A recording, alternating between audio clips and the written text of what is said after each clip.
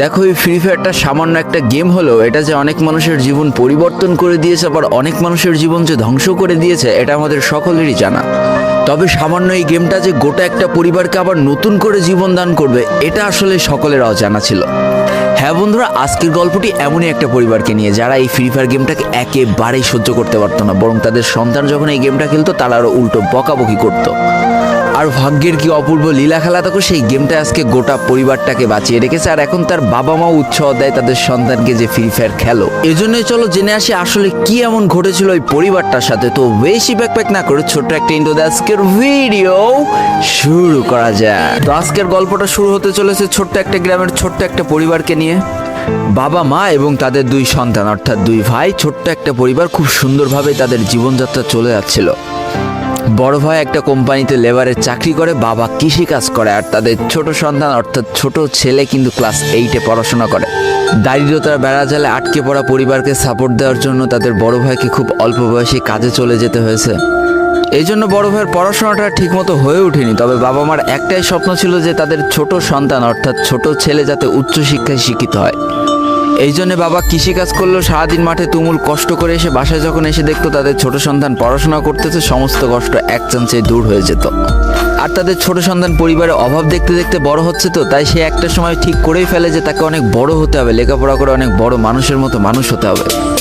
আর ঠিক এমনটাই হতে থাকে। তাদের ছোট ছেলে খুব ভালো রেজাল্টও করতে থাকে, প্রত্যেক ক্লাসে টপ হতেও থাকে। তবে তার একটা বদ অভ্যাস ছিল, সেটা হচ্ছে ফ্রি ফায়ার গেম খেলা। করোনা চলার সময় যখন তার স্কুল বন্ধ হয়ে যায়, তখন তার বাবা এবং বড় ভাইয়ের জমানো কিছু টাকা দিয়ে তাকে একটা ফোন কিনে দেওয়া হয় অনলাইনে ক্লাস করার জন্য। তার ফোনটা ছিল 3 GB র্যামের একটা ফোন। তবে এইখান থেকেই তার ফ্রি ফায়ার গেমের সাথে পরিচয় হওয়া। সারাদিন পড়াশোনার ফাঁকে সময় পেলেই সে ফ্রি ফায়ার গেম নিয়ে বসে পড়তো। আগে যেমন বাইরে খেলাধুলা করতো, এখন সে আর বাইরে খেলাধুলা করে না, ঘরে বসে সারাদিন ফোন টিপে আর ফোনে গেম খেলে। এদিকে তার বাবা মা যখন ফ্রি ফায়ার গেম খেলা দেখতো তখন প্রচণ্ড পরিমাণ রেগে যেত, এমনকি মারধর পর্যন্ত করতো যে তুই এই গেম খেলা বাদ দিয়ে দে। তবে তাদের ছোট ছেলে যতই বাবা মার বাধ্য সন্তান হোক না কেন, ফ্রি ফায়ার গেমটা ছাড়তে সে একেবারেই নারাজ। প্রথম দিকে পড়াশোনার ফাঁকে ফাঁকে গেম খেললো, যখন তার বাবা মা তাকে বকা শুরু করে তখন সে রাতের অন্ধকারে গেম খেলা শুরু করে। তবে বন্ধুরা বলে রাখা ভালো, সে কিন্তু তার পড়াশোনা একেবারেই ঠিক রেখেছিল, অর্থাৎ গেমের কোনো কালো ছায়া পড়াশোনার উপরে কোনোদিনই সে পড়তে দেয়নি, যার কারণে তার রেজাল্টও মোটামুটি ভালোই হতো। এতদিন পর্যন্ত পরিবারের সবকিছু ঠিকঠাকই ছিল, এবার আস্তে আস্তে পরিবারটা একটু একটু করে ভাঙতে শুরু করবে। পরিবারের সকলের সম্মতিতে পরিবারের বড় ছেলের সাথে পাশের গ্রামের একটা মেয়ের বিবাহ সম্পন্ন করা হয়। আর যেন বিবাহের কয়েক মাস যেতে না যেতে বড় ভাইয়ের পরিবর্তন লক্ষ্য করতে শুরু করা যায়। এতদিন ছোট ভাইয়ের পড়াশোনা খরচ বড় ভাই আর বাবা মিলে চালিয়ে আসলো, এখন আর বড় ভাই কিন্তু ছোট ভাইয়ের পড়াশোনা খরচ দিতে রাজি হয় না। তবে তাতেও খুব একটা ফারাক পড়ে না, কারণ তাদের বাবা এখনো শক্তভাবে তাদের পরিবারটাকে ধরে রেখেছে, অর্থাৎ বাবা কিন্তু কৃষিকাজ করে তাদের পরিবারটা খুব সুন্দরভাবে চালিয়ে নিচ্ছিল। তবে বলে রাখা ভালো, হাতের 5টা আঙুল যেমন এক হয় না, পরিবারের প্রত্যেকটা সন্তানের মন মানসিকতাও কিন্তু এক হয় না।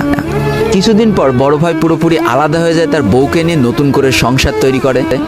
এমনকি একটা পর্যায়ে যে বড় ভাই তার পরিবারকে অস্বীকার করে দেয়, অর্থাৎ একটা টাকাও আর পরিবারে দিত না, সমস্ত টাকা সে নিজের সংসারেই খরচ করত। 4 জনের পরিবারটা ভেঙে যায় এখন 3 জনের পরিবার হয়ে গেল, বাবা মা আর তাদের ছোট সন্তান। এখন পুরো পরিবারের দায়িত্বটা বাবার উপরে পড়ায়, দিনরাত 24টা ঘন্টা হাড় ভাঙা খাটুনি করা শুরু করে দেয় তাদের বৃদ্ধ বাবা। এদিকে তাদের ছোট সন্তান সবটা কাছ থেকে দেখে অনেক কষ্ট পেত, তারপরেও তার করার কিছুই ছিল না, তাকে পড়াশোনাটা চালিয়ে যেতেই হবে, কারণ বাবা মার একমাত্র স্বপ্ন তাকে পড়াশোনা করে মানুষের মতো মানুষ হতে হবে। এদিকে বলে রাখা ভালো, পড়াশোনার পাশাপাশি কিন্তু সে ফ্রি ফায়ার গেমটা অনেক ভালো মতো খেলা শিখে গিয়েছিল। তার 3 GB র্যামের ফোন একটু ল্যাগ দিলেও মোটামুটি ভালোই খেলা যেত স্মুথ গ্রাফিক্সে। এমনকি সে আস্তে আস্তে টুর্নামেন্ট খেলাও শুরু করে। আর এখান থেকে যে টাকায় পেতো, 50 টাকা, 100 টাকা, 200 টাকা যা পেতো, সেই টাকাতে তার পরীক্ষার বই খাতা কিনতো, যাতে তার বাবার একটু কম পরিশ্রম করা লাগে, কম খাটনি করা লাগে। হাই রে, পরিবারের বড় ছেলে পরিবার থেকে আলাদা হয়ে গেল, আর ছোট ছেলে চিন্তা করছে বাবার কিভাবে কষ্ট কম করা লাগবে।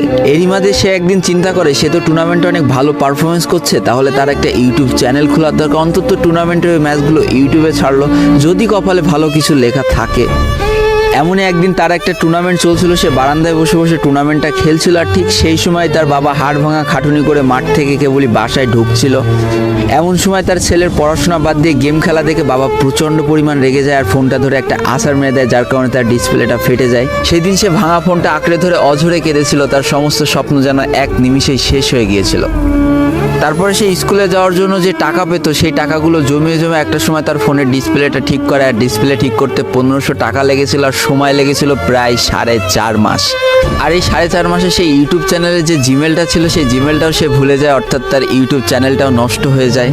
কিন্তু পরিবারের ছোট সন্তানরা একটু ঘাটতারা হয়, কোনোভাবে কোনো কিছুতে হার মানতে রাজি হয় না, যেমন আমি। তাই সে আবারও ফ্রি ফায়ার খেলা শুরু করে, আবারও নতুন করে ইউটিউব চ্যানেল খোলা শুরু করে।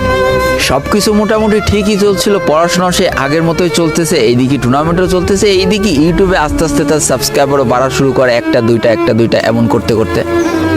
কিন্তু হঠাৎ করে তাদের পরিবারটা জীবনের সব থেকে বড় একটা ধাক্কা খায়। যেহেতু তাদের বাবা কৃষিকাজ করে তাদের পরিবার চালাতে হিমশিম খাচ্ছিল, পরিবারের এত প্রেশার, 24 ঘন্টা হাড় ভাঙা খাটুনি করতে করতে একটা দিন হঠাৎ করে উনি প্যারালাইসিস হয়ে যায়। তার ডান পাশের হাত এবং পা পড়ে যায়, যার কারণে সে একেবারে অক্ষম হয়ে পড়ে। আর এটাই ছিল তাদের পরিবারের সব থেকে বড় কালো অধ্যায়। তবে সব থেকে কষ্টের ব্যাপার কি ছিল জানো? পরিবারের এত খারাপ সময়ও তাদের বড় ভাই কিন্তু তাদের পাশে এসে দাঁড়ায় না। এবার শুরু হয় তাদের পরিবারে আসল কষ্ট। না ছোট ছেলের পড়ার টাকা আছে, না বাবার ওষুধ কেনার টাকা আছে, না তাদের 3 বেলা ঠিক মতো খাবার টাকা আছে। কি আর করবে, পরিবারে এই অসহায় অবস্থা দেখে না খেয়ে তো মরা যায় না, তাই তাদের মা লোকের বাসায় কাজ করা শুরু করে দেয়। কিন্তু কাজ করে 3 বেলা খাবার জোটানো গেলেও বাবার ওষুধ আর সন্তানের পড়াশোনার খরচ চালাতে হিমশিম খাচ্ছিল তাদের মা। ঠিক এই সময়টায় পরিবারের ছোট ছেলে সারাদিন চিন্তা করতে থাকে যে আসলে তার কি করা উচিত, কি করলে পরিবারের সবাই ভালো থাকবে, কি করলে বাবার ওষুধ কেনার টাকা সে জোগাড় করতে পারবে, কি করলে বাবা মার স্বপ্ন পূরণের জন্য সে পড়াশোনা করতে পারবে। তার সামনে শুধু একটা অপশনে খোলা ছিল, সেটা হচ্ছে ফ্রি ফায়ার গেমটা।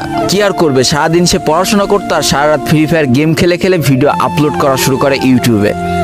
তোমরা শুনলে অবাক হয়ে যাওয়া, 24টা ঘন্টার মধ্যে সে মাত্র 4.5 ঘন্টা ঘুমাতো।